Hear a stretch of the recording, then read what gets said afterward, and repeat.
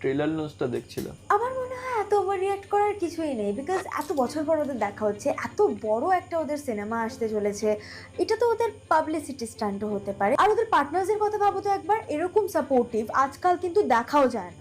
আমার মনে হয় তুমি একটু বেশি ইমোশনাল রিঅ্যাক্ট করছো এটা নিয়ে। জানো তো, আমারও আমার এক্সের কথা খুব মনে পড়ে। কত বছর হয়ে গেছে না ওর কাছে যাইনি। তোমার আর আমার বিয়ে হওয়ার আগে ওই তো আমার একমাত্র সাথী ছিল, কিন্তু ট্রেলার লঞ্চের এই রিইউনিয়নটা দেখে এক্ষুনি আমার ওর সাথে দেখা করতে ইচ্ছা করছে। আমি এক্ষুনি ওর সাথে দেখা করবো। বলে কি পাপ করলো? না না চুল সে বাঁধে না, নাকে কাঁদে না, সে আমার পাশে বালিশ। কতদিন পর দেখছি তোকে। শোনা, তার ফিগার একটা খাসা যেন, thank you for being there with me. সে আমার পাশে বালিশ। ভয় পেয়ে গেছিল। এক্স হিসাবে পাশ বালিশই ঠিক আছে, অন্যেরটা ভালো হতে